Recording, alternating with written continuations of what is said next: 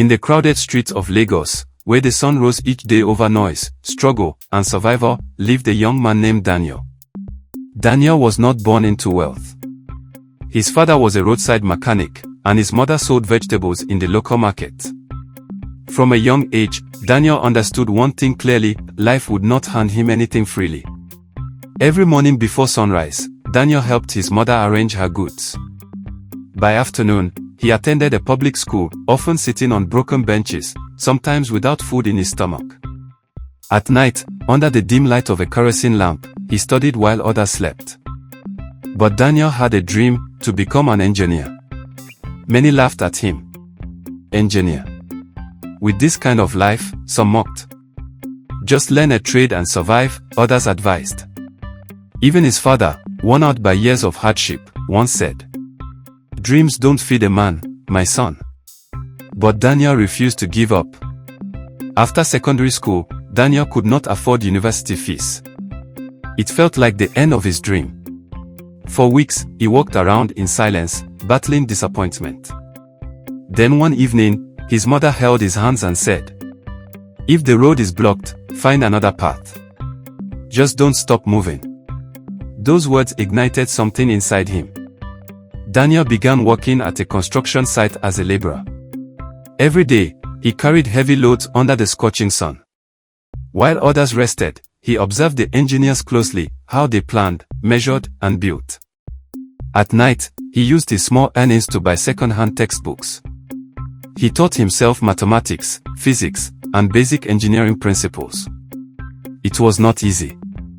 There were nights he slept hungry. Days his body ached so much he could barely stand. Moments he wanted to quit. But he didn't. 1 year later, tragedy struck. Daniel's father fell seriously ill. The little money they had was spent on hospital bills. Daniel had to work even harder to support his family. Exhaustion became his companion. One afternoon, while lifting cement bags, Daniel collapsed. As he lay on the ground, weak and defeated, a thought crept into his mind. Maybe they were right, maybe this dream is too big for me. For the first time, Daniel considered giving up.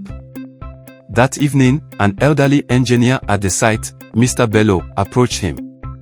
"I have been watching you," he said. "You work like a man chasing something greater than survival." Daniel shared his story, his struggles, and his fading hope. Mr. Bello smiled and said, "Greatness is not for the strongest. It is for those who refuse to stop." Those words changed everything. Mr. Bello began mentoring Daniel. He gave him books, taught him after work, and eventually helped him apply for a scholarship program. Months later, Daniel received the news. He had been awarded a full scholarship to study engineering.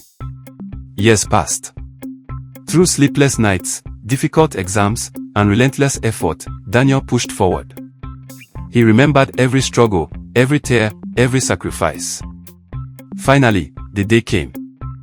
Daniel stood tall in his graduation gown, an engineer. His mother sat in the crowd, tears streaming down her face. His father, now recovered, smiled with pride. Years later, Daniel became a successful engineer, working on major construction projects across the country. But he never forgot where he came from. He returned to his community and built a free learning center for children who, like him, once had nothing but dreams. One day, a young boy asked him, "Sir, how did you make it?" Daniel smiled and replied, "Two things, persistence and endurance. When life tells you to stop, you keep going."